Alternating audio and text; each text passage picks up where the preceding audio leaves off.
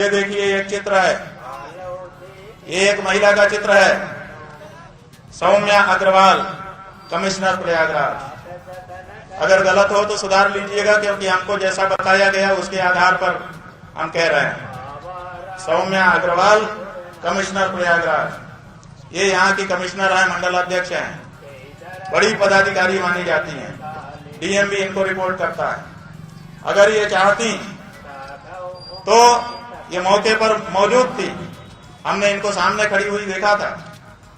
ये चाहती तो सम्मानजनक तरीके से, अगर समस्या उत्पन्न भी हो गई थी, वैसे तो उत्पन्न ही नहीं करना चाहिए था।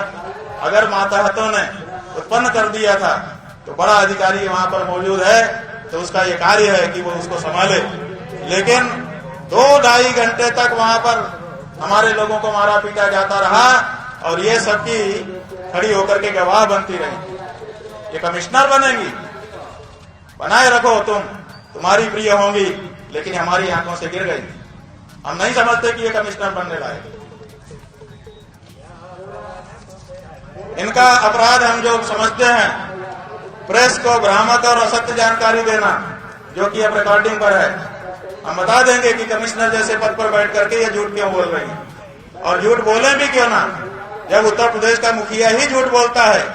कुंभ में इतनी भगदड़ बनी, इतने गरीब मारे गए, वो कहते हैं कोई घटना नहीं हुई। अफवाह पर ध्यान मत दें, अफवाह पर ध्यान मत दें। जब मुख्यमंत्री झूठ बोल सकता है तो उसका कमिश्नर झूठ बोले, इसमें क्या समस्या है? तो इन्होंने झूठ बोला, भ्रामक जानकारियां आपको दी और स्वयं उपस्थित रहते हुए भी सम्मानजनक तरीके से समस्या का निदान नहीं किया। इनका दोष हम समझते हैं।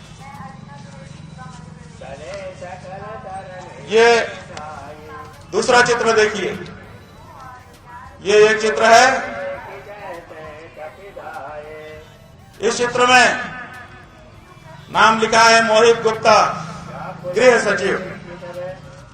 ये उत्तर प्रदेश गृह मंत्रालय के सचिव के स्तर का व्यक्ति है। कितनी बड़ी इसकी पदवी है, पूरे प्रदेश के मामले देख सकता है। ये स्वयं सादे ड्रेस में, ये फोटो जो है ये इंटरनेट से निकाला है, इसलिए इसमें वर्दी में है।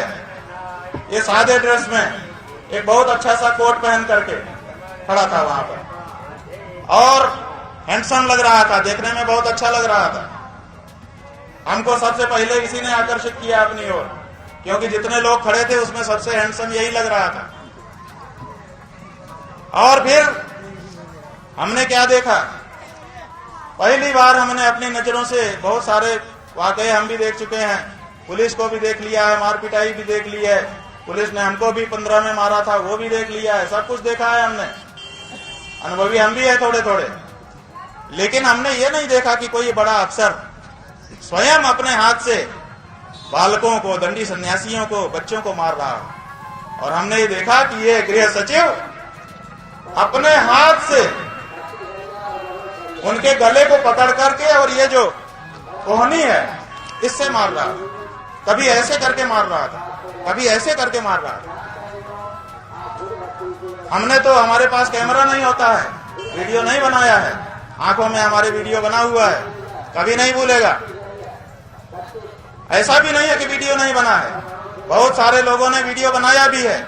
और आज तक का जो चैनल है, आज तक के चैनल ने जो पहला वीडियो प्रसारित किया है, उसमें वही व्यक्ति मारते हुए दिख भी रहा है। ऐसा नहीं है कि हम झूठ बोल रहे हैं। ये गृह सचिव है, और जिन लड़कों को हमारे अंदर ले जाके मारा पीटा गया था उसकी कहानी हम बता रहे हैं। उन्होंने बताया कि ये लगातार टेलीफोन में किसी से संपर्क में था और कहता था कि मार दिया है, ठीक कर दिया है। और फिर ये भी कहा एक बार कि बॉस कह रहे हैं कि बाइट, मतलब यहाँ के अफसरों की बाइट चाहिए थी ऊपर किसी को।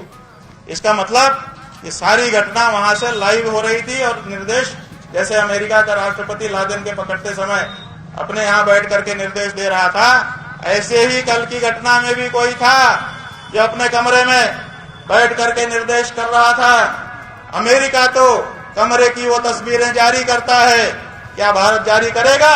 क्या भारत के मीडिया में इतना दम है कि इस बात को पकड़ सके? शायद नहीं है। ये जो मोहित गुप्ता है बंधुओं, हो सकता है नाम गलत हो, आप लोग करेक्ट कर लीजिएगा, चेहरा यही है। ये जो व्यक्ति है, बताया लोगों ने कि आदित्यनाथ जी का विशेष सचिव है। ये सादे ड्रेस में था, निर्देश लोगों को निर्देश यही दे रहा था। ये देखिए शुरू हो गया है। वहां के लोग भी यहाँ पर हैं जो शांति से बातचीत नहीं होने देना चाहते। सब जगह उन्होंने भेज रखा है, पकड़ लो इस व्यक्ति को, अलग कर दो, ताकि इसको ये आरोप लगाने का मौका न मिले कि हम शंकराचार्य जी के यहाँ गए थे, हमारे साथ कुछ हो गया। क्योंकि ये इसीलिए आया है कि सारे कैमरे उधर मुड़ जाएं और मामला केवल यही हाईलाइट कर दिया जाए। ये देखो वो खोल लिया उन्होंने, हाँ ये देखो सबके मुड़ गए। हम जानते हैं एजेंडा आपका क्या है। पुलिस खड़ी है, उसको कोई दिक्कत नहीं है सब होने में। क्यों? क्योंकि वो तो एजेंडे पर है। ये जो व्यक्ति है यही निर्देश दे रहा था, और बच्चों को स्वयं इसने मारा, हमने स्वयं देखा। और ये कह रहा था, डरा रहा था तरह तरह के शब्दों से, और कह रहा था कि तुम लोग अभी कम उम्र के हो, जिंदगी खराब कर देंगे। ये धमकी दे रहा था ये व्यक्ति। ये पुलिस है कि गुंडा है? उसके बाद एक और चेहरा आपको दिखा रहे हैं, ध्यान से देखिए। ये एक चेहरा है, ये एक चेहरा है।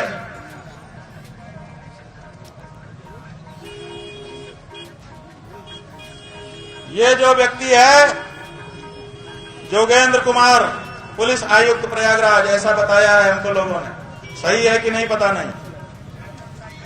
ये जो व्यक्ति है यही सबसे ज्यादा हठधर्मी वहां पर था।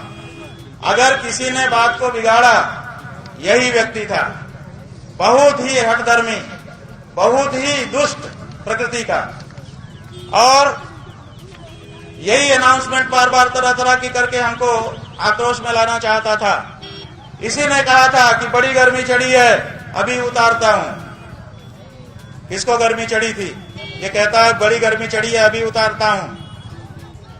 एक बार तो अच्छा मौका आया, ये अनाउंसमेंट कर रहा था कि तरह तरह के आरोप लगा रहा था कि आपका ये अपराध है, ये अपराध है, ये अपराध है, कह रहा था। तो हमने कहा भैया तुमने अपना पक्ष कह लिया, जरा हमको तो हम भी अपनी बात बताएं। तो कहता है ये माइक हमारे लिए है, आपके लिए नहीं, तुम्हारे लिए नहीं।